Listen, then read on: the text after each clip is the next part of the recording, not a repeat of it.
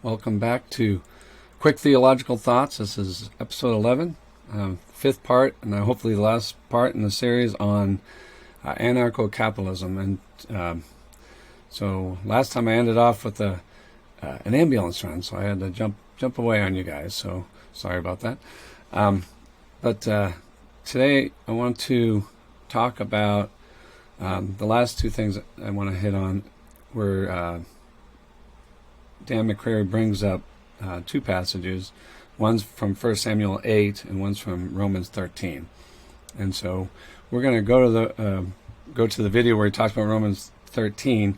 I'm just going to, for time's sake, just talk about 1 Samuel chapter 8, where Samuel told all the words of the Lord to the people who were asking for a king from him. So the people wanted a king like the other nations, and Samuel says, "These will betray the ways of the king who will reign over you. He will take your sons and appoint them to his chariots and to be his horsemen and to run before his chariots. He will appoint for himself commanders of thousands and commanders of fifties, and some to plow his ground and to reap his harvest and to make his implements of war and the equipment of his chariots. He will take your daughters to be perfumers and cooks and bakers. He will take the best of your fields and the vineyards and the olive orchards and give them to his servants. He will take a tenth of your grain and your vineyards and give it to his officers," and so on and so forth. So the point is that prior to Samuel appointing a king, Israel had judges. They had a court system, and so there was no, in the anarcho view, there is no state, and so, which is just not true. And we have to keep in mind the context. Yeah, there isn't a state in the modern sense, but there's still government. There's still higher authorities. The point that they're going to make about Romans 13 does make some sense and does apply here. But you've got to remember, Israel is a covenantal nation before God. They are tribal. They set up, their government was a tribal system. It was broken down into families, and to say that there's no authority or that they're all autonomous, they voluntarily submit to one another, it's a bit of a stretch. There was all kinds of rules and laws and in the Old Testament. If I accidentally killed my brother because I went to swing a hammer and the hammer fell off and hit my brother in the head by accident, and he falls and he dies, they had cities of refuge. So there were rules, right? And so there, family members could come after me and to try to take life for life. And so I had a right to court if I could make it to the city of refuge. I had a right to protection if I could make it to the city of refuge. So God had set up laws. God was directly the king of Israel, and God had set up the rules through the prophets. So there is a system. They're a covenantal people. The problem is that the nations around them are not covenantal people. And so they did have authorities because they did not abide by God's law. They did not start with the creator-creature relationship. They were not monotheists. And so they had false gods already. They had idolatry. And so with their idolatry came their versions of government with kings. And so what was happening was Israel was always wanting to mimic the nations around them, idolatry, of course, and so they want to have a king like the nations around them when they already had a king, who was God. And God was eventually going to send the Messiah to be the king of Israel. So they were, they had a government. It just wasn't like the government of the nations. But I want to turn to Romans 13. I'm going to bring up their video and try to interact with the video in Romans 13. So let's do that here real quick. And let's share it and get going here. But of course, the real sticky point, and we really should go back and forth on this a little bit.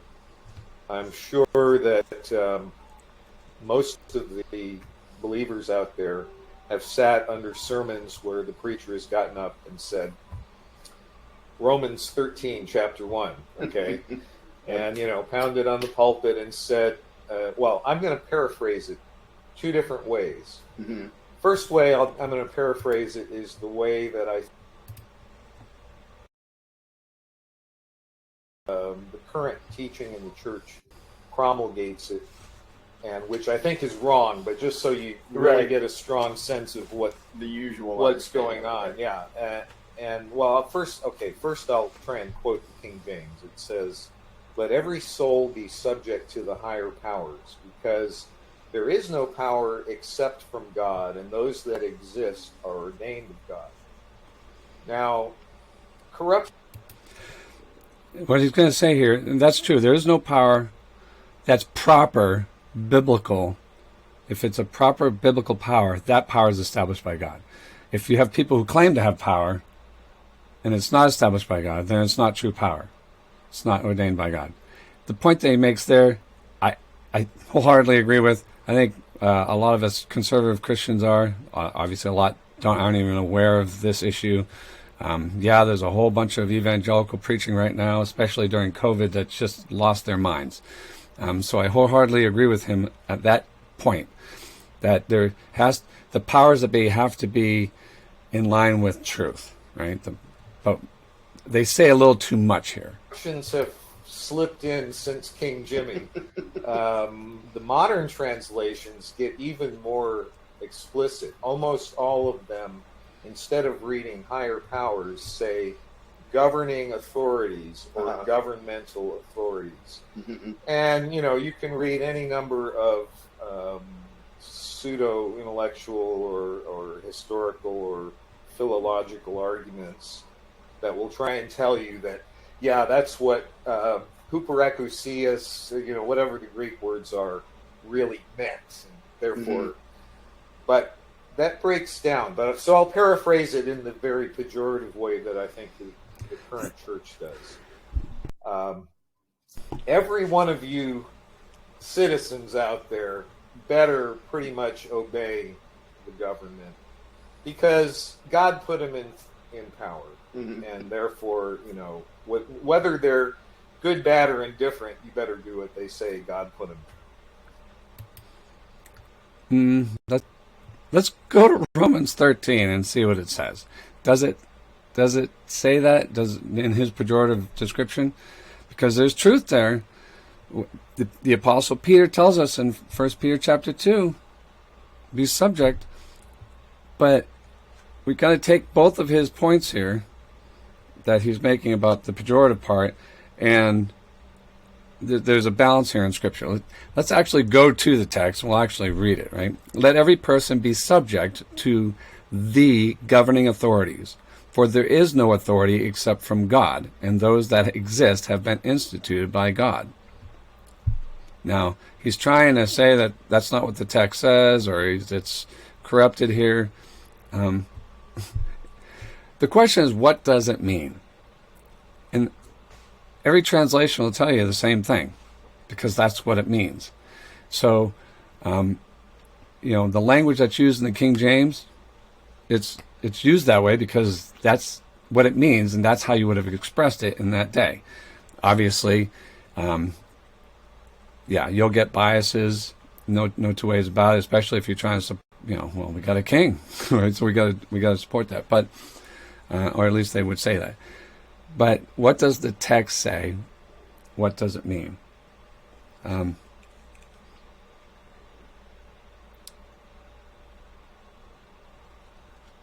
For there is no authority except from God, and those that exist have been instituted by God. Therefore, whoever resists the authorities resists what God has appointed, and those who resist will incur judgment. For rulers are not a terror to good conduct, but to bad. What rulers? Just rules? Would you have no fear of the one who is in authority? Then do what is good, and you will receive the approval, for he is God's servant for your good. But if you do wrong, be afraid, for he does not bear the sword in vain. For he is the servant of God, an avenger who carries out God's wrath on the wrongdoer. Therefore, one must be in subjection, not only to avoid God's wrath, but also for the sake of conscience. Conscience. Conscience guided by what? Let's go back and hear what they're going to say. All right. here's what I think it really says. Okay. Here's what it really says. And this is after, years of considered study and thinking about all of this and logic. And I'm a little bit of a Greek scholar, probably enough to be dangerous. I think what it really says is that every human being, I don't care if you're the lowest peasant, a street sweeper, I don't care if you're the King of England, the President of the United States, every one of us had better be in subjection to certain rules, the rules that are the higher ones, the ones that are right, the ones that are good, the ones that are true. It's a good point. Be subject to the governing authorities, for there is no authority except from God. There's no true authority except for what God gives, right? God's the creator, so there's no true authority except for the one that God gives. Fair enough. Because the only source of authority is God and his justice and, what's really right. Fair enough again. This is what the Christian needs to stand on. And this is different from Larkin. Larkin's point he can't say that. Larkin can only say the axiom of, do unto others as you have do unto you, or don't harm others, or that kind of thing, the non-aggression principle. That's all he can say, but he doesn't know where that comes from, if he can even justify it in any way, shape, or form. Dan here makes a very solid point. There is no true authority except for that which comes from God. Right? That's radically different. And that's where we agree. This is where Dan and I'm wholeheartedly holding his hand at this point, and it radically departs from Larkin's. That's no small thing. And what we conclude from that, we may disagree, but at least we got a premise right there that comes from the text. It comes from the whole of Scripture as well. And anyone, I don't care if you're the king or the president or whatever, if you step outside of that chain of command or that domain of authority, you are of that authority. Can't disagree with that either. But the question then becomes one of practicality. What does Scripture tell us to do in order to rebel against that, right? When we don't do what the king commands. So I see Romans 13 as an admonition to all humans to treat one another the same. True enough in one sense, but what does the text actually say? And this is where Dan and I part ways. What does it say? Would you have no fear of the one who is in authority? There's somebody in authority. Then do what is good, and you will receive his approval. Approval, what? Why do you need his approval? For he is God's servant for your good. We have to understand that we are called to serve, right? Jesus calls us to serve one another. What does that mean? A husband is to serve his wife. Well, what does that mean? Does he go and do all the wifely duties for her? No, he serves her as a man, in the role of a man that God has ordained, right? So the man's role to serve his family is to go out and work and bring home the bacon, so to speak, to protect his wife and to protect the children, to protect the family, to be guarding them. That's a man's role. That's how he serves. How is a police officer a servant of God? Well, we all know that they can become corrupt, right? So we all say, see, they're just corrupt or whatever. But that can be true of anything, of any authority. The question is, does God have an authority given to a police officer? Right? So if I used this analogy in church not too long ago with some women. I said, look, if one of the women that I was talking to, if one of you were in a parking lot being attacked by, say, 3 men with knives, maybe there's guns involved, right? They're attacking her, they're robbing her, and maybe they're going to do something far worse. Maybe they're going to sexually assault her, right? And a police officer happens to see it. It is his duty to serve her by going over there and saving her, putting a stop to it. And it may cost him his life. That's how he is to be a servant. He is to serve her by protecting her and perhaps getting into a knife fight or a gunfight with those thugs that are trying to attack her, right? That's how he's to serve. If a police officer is not willing to do that, then he's not a servant and he's not a minister of God, and therefore he doesn't have that authority. So really the question that Dan is asking here is, when does it become an issue that we don't accept their authority? And that's really the rub. One another equally.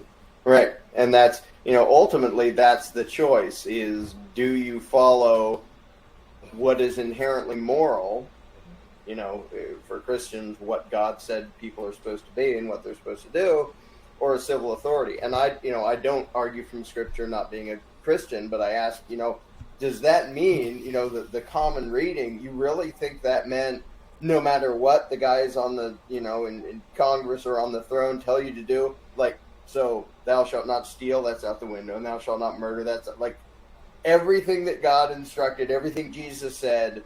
If the politician says do something else, you throw that all away? Like, no.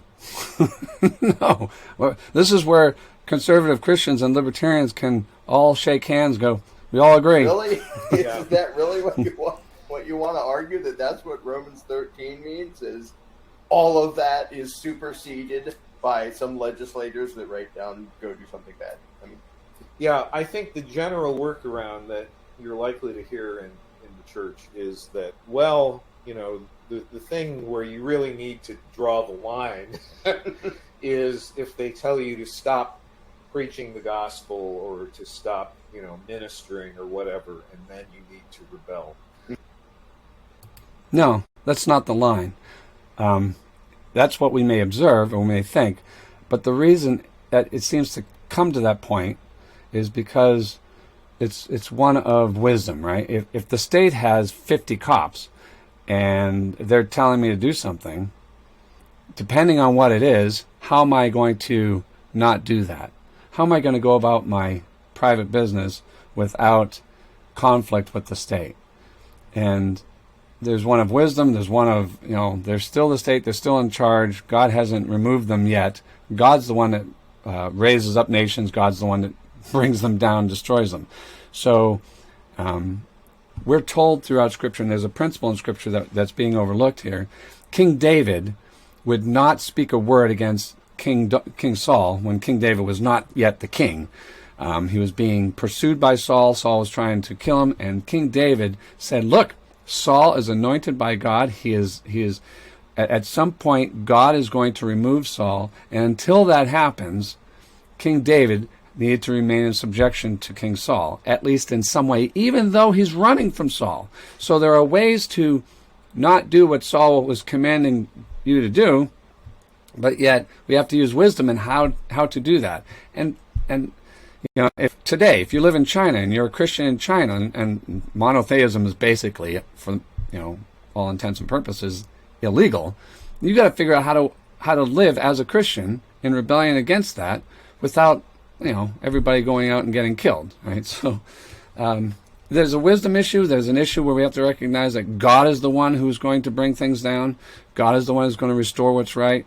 We just have to do what's right and try to figure out how to do that. That's the difficult part.